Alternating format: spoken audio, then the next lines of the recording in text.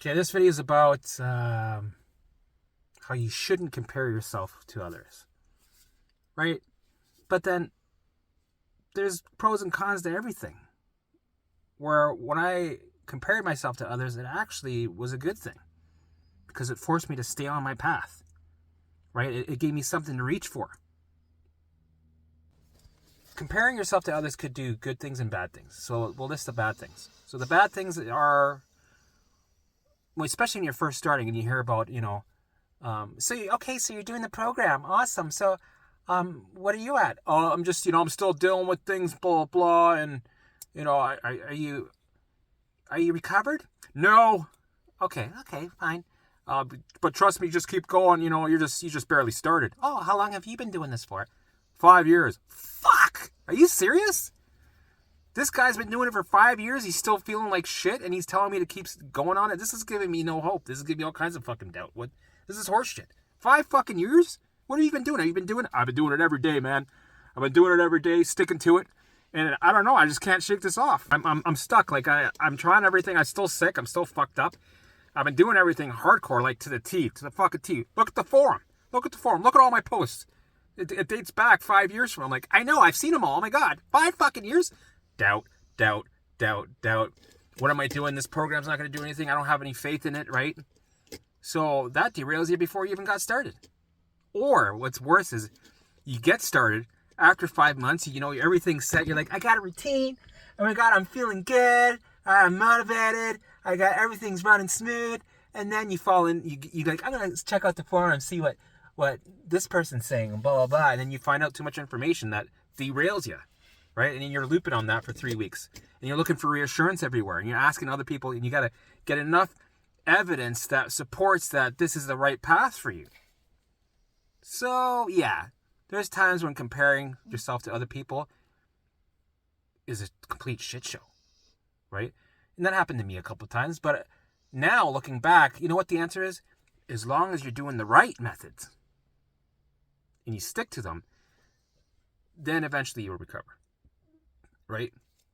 But I notice now that those people that are stuck, they're probably still stuck today. Probably. Right? They're doing the wrong methods. They're distracting. They're still trying to keep busy in the present moment. Oh my God, here's that thought. Oh my God, I've been having this thought for 5 fucking years. It's not going away. I got to change my core beliefs. Bullshit. Right? They're trying to change their core beliefs. They're trying to rip out a thought or a feeling or a belief and thinking that if they just say a word a million times, like a mantra, that it'll just reprogram, right? And they're saying, stop, right? And that's not making any changes. That's not working, but they're so triggered by the idea of changing or thinking, maybe I got to pivot and try something else. Maybe I got to do some experimentations. No, they're so triggered and fucked up, like I was, that they are not willing to jump ships or try something. Make some more mistakes. Let's make some mistakes. With me, the only difference was that I was willing to jump ship and make more mistakes and feel worse and go, that's it. I gotta fucking stir up the pot a little bit. I gotta figure this shit out. And I was also guided, right? Oh, I was guided. And I'm grateful and thankful for that. But there's some people, they latch on to something and they're too scared to leave it because it's triggering. They've identified with it. And it becomes a cult. And you guys know who I'm talking about. What group or what program. Right? And I saw that firsthand. And then, I was the one that was asking them for help in the beginning. And they gave me some help. And I'm grateful for them. Right? And eventually I recovered. Ding, ding. Ding, ding. Right? And then I came back to checking on these forums. And I wasn't recovered yet, but I was moving forward. I wasn't as triggered like I used to, right? And some of these people were still fully triggered, and they didn't understand. I'm trying to help them, and then of course, they kicked me off the program. But I was trying to help people. I was trying to get the word out, and I'm sure some of these people are still on these forums, and they're still, I'm still triggered. But this is a battle. This is a battle, and I'm strong. You keep going on this program. You keep sticking to it. Trust me. You got to keep fighting. Oh, that's awesome. Are you also recovered? No, we're fighting. We're fighting together. We're supporting each other. How long have you been doing this? 10 years. Oh, right?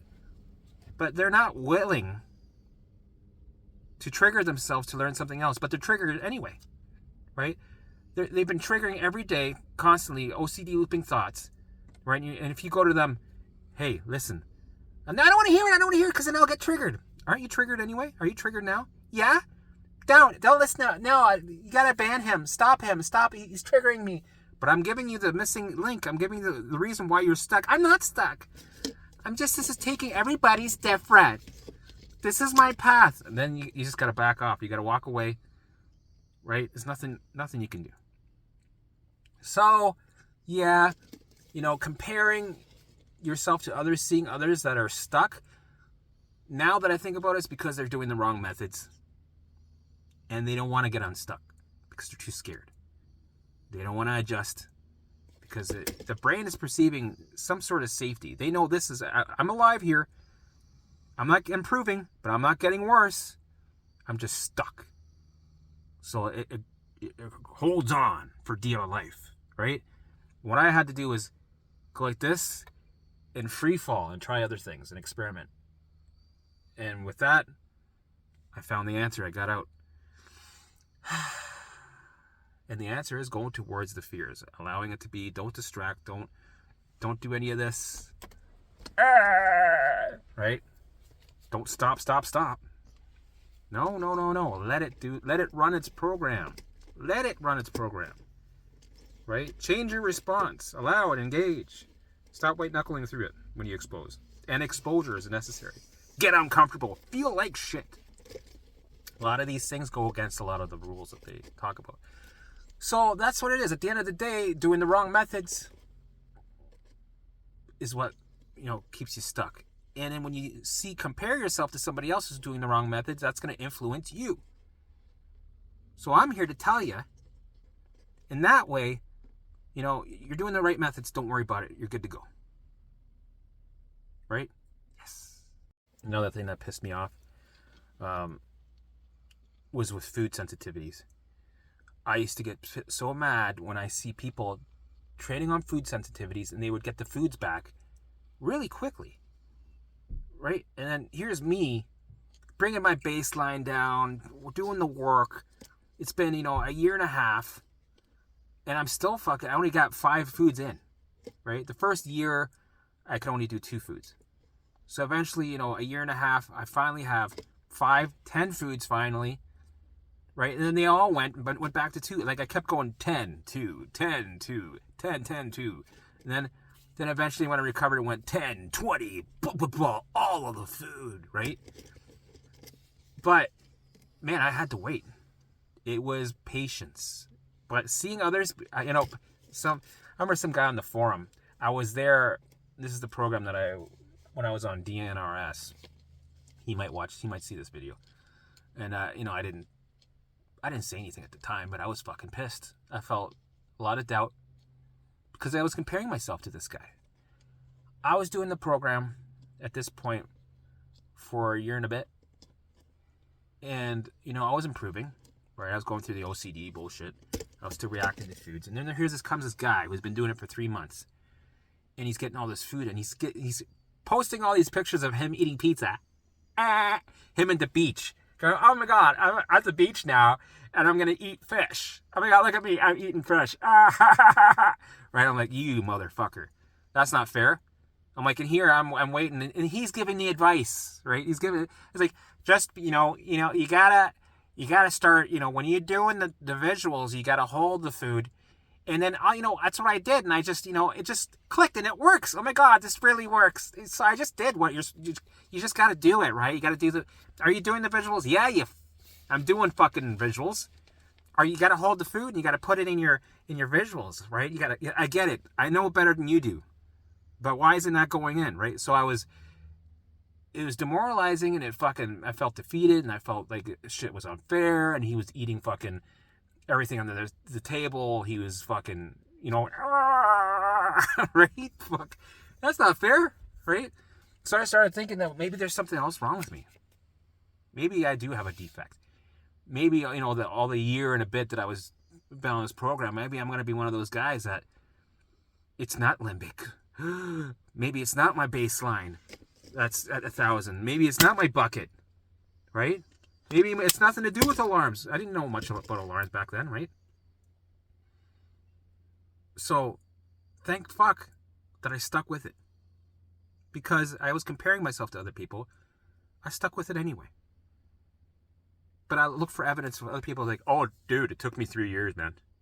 Yeah, it took me 3 years, so don't worry about it. That's okay. You're fine. Now, you'll get it, man. The more you want it, the more you're not going to get it, eh?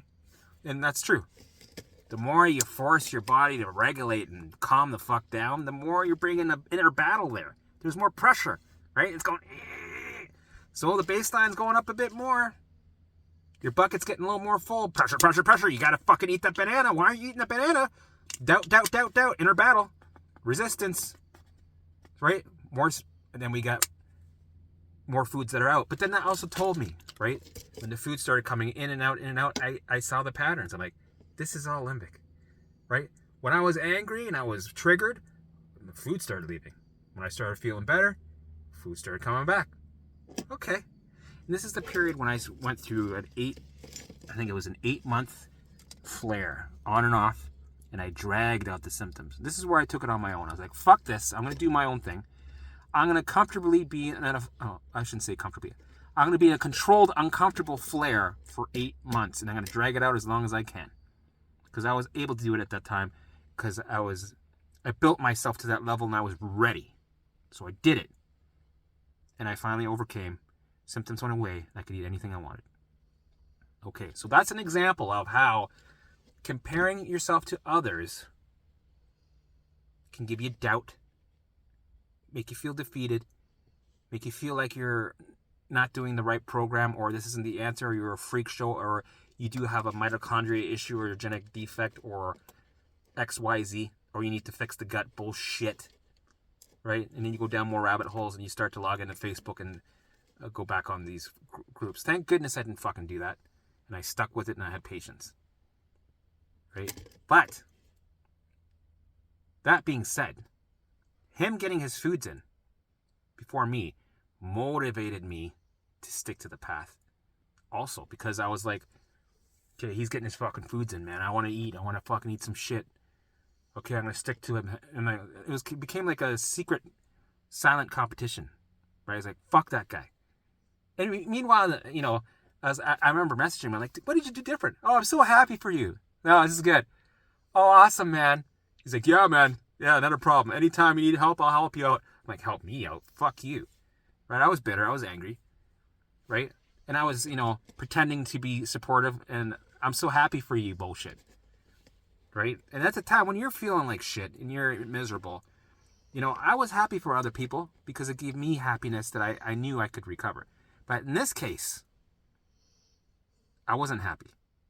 I was like, this is like a slap in my face because it's a reminder of where I want to be and I'm not there. I was angry with myself, right? But sure, I went 10 steps back a little bit because of that. I was comparing, but you know what? It was a little silent competition. Where I was like, I'm going to get my foods back. Now I'm going to show you. I'm going to show everybody. I'm going to be one of those success stories, right? And not just with food. That food thing triggered me to go, I'm going to be one of those success stories. I will be somewhere in an interview somewhere, right? It might not be DNRS because I got kicked out, but it's going to be some other person's podcast or some shit where I'm going to be talking about how I recovered fully, right? I'm going to be one of those people, and I'm going to live my life back. I'm going to be able to live my life and fucking eat all the pizza, all the avocados, all the tomato juice, right? I'm going to be walking in tomato, fish, things that were in the fridge for a week. You fucking name it. XYZ. Chili. You know what? I'm going to be one of those guys I'm going to talk about that I eat chili by the jar full. Well, not by the... Well, I eat a lot of chili. Anyway, it's fucking hot. No problem. So sometimes when you compare yourself to other people, it can be a good thing. For example, when I was talking to people that were doing the similar methods as me, right? You have friends that you find that are there. They support you. You message them. You need some clarity sometimes. You know, they might be in the process a little bit further ahead, right? You have these type of people that you talk to, right? And I would be like, So, what month did this symptom go away? And in what month were you able to do this? So what should I expect? And they always say, well, everybody's different. Right? But technically, if you're doing the methods right, and if you're sticking to it, and if it clicks, if you're doing it, if you get it, it goes pretty quickly, and it's fucking hard. Right? When you're hunting and doing your exposure, when you're ready, it's going to be hard. It was a nightmare for me. It was the hardest thing I ever did in my life. It was a fucking nightmare. But then it propelled me into recovery really quickly. I'm like, oh fuck. Okay, so you get these. Now I used to write it down. Okay, during this time, blah blah blah. During this time, blah blah blah. I'm like, but I can't do exposure yet. I'm too scared. I can't. I'm fucking triggered so easily. Yeah, you might not be ready yet, Helmet.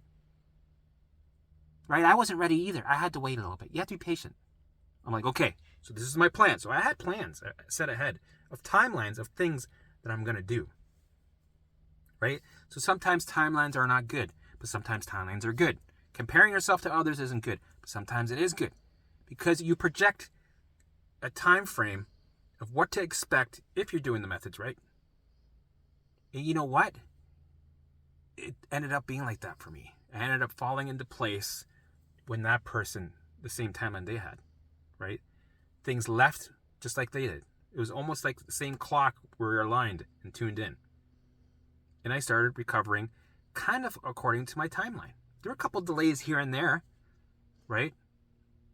But people say, don't have timelines because it can make you feel like you're not reaching it in time and you're hard on yourself, which brings more resistance, right? There's too much pressure. That's true, right? You're adding your bucket a little bit more. You're adding more loads to the bucket, which brings in more alarms. But I couldn't help myself. I did it anyway. And 9 times out of 10, you guys are going to do that too. And guess what? Sometimes it's a good thing. You get over the fact that it's taking you a little longer. You'll be fine, right? But it's motivating you to stay. As long as whatever it takes for you to stay on this path. If you need the timelines or you need to compare a little bit, that's okay. But if you, and this is where I'm going to help you. If you do some comparisons and you find somebody that is, the bad comparisons where they've been doing this for 5 years and they're still stuck, here's me telling you they're doing it wrong. Don't worry about them. You're doing it right. It's not going to take you that long. You're okay. And even if it took you 5 years, as long as you recovered in the 5th year, that should be okay with you. See, that's the point when it doesn't matter how long it takes. It only matters how long it takes if you're doing something wrong. Right? If you're doing the methods wrong and doing something totally fucked up, that's when it's like, holy fuck, it took you 10 years, you're not recovered? Oh my God, 20 years? That's hell. That is shit. That's fucking shit. That's not good.